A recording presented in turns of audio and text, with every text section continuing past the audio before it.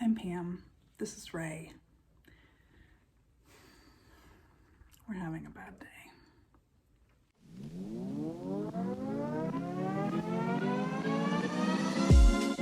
I love how you can see all my weird plant light situation in here. How exactly do you propagate? Oh my god, propagate. Sounds like something that happens in a Facebook group. If you're going to propagate a pothos, which is a great thing to do if you have, say, feet upon feet of leaves that you had to cut off a plant, very sadly.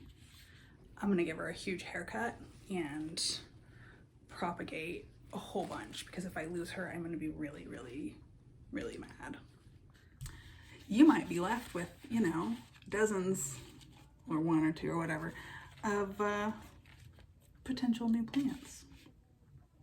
So you should make those, because every one of these leaves that you begin to propagate has the potential to become a whole new vine.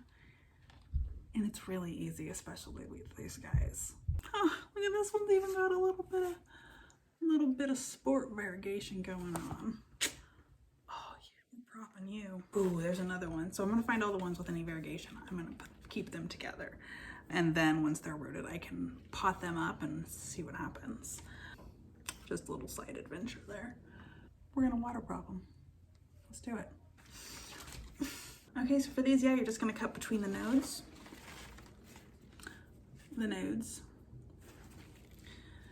Each one of those has the potential to grow roots. So that is what you want to have in your propagation method of choice. I am using water for simplicity's sake. You don't want these to be too long. Generally, you're safest with just one leaf. I have a lot of vine here, so I'm going to do that for a lot of them, but I'm gonna leave some with 2 or 3 leaves on it, just for space's sake.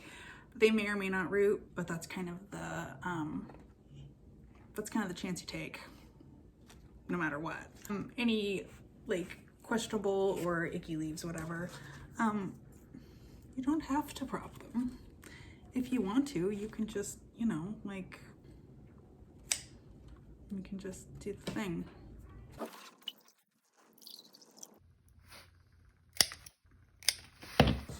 You don't want more than about 1 inch. It'll just rot if it's too much, so don't worry about it. You don't need it. Unless you see on here, like this one has extra nodes in the middle of it. So I'm just gonna leave that alone. I'm gonna trim off the extra, and I'm gonna stick that whole thing in. Okay, and then you should let them kind of callus over and dry out to avoid rot on these ends here, at least a couple of hours. You can do them overnight, but I only want to do a couple of hours on these guys because they've already been water starved. And then when I'm done, I'm just going to pop them right in. Literally just like that. And fill it up. Make sure all the roots are covered with water. And then you just wait and watch. And some of them will become vines and have roots, and some of them will not. There is a high probability that about 1/3 of them will die. So, you know, don't get too attached at this point. But that's gonna be beautiful, look at that.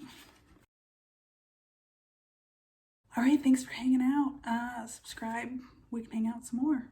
I will keep you updated on the pothos situation, on the propagating, and we'll do a little neon sport propagation and see how that little project goes. It'll be fun. Later.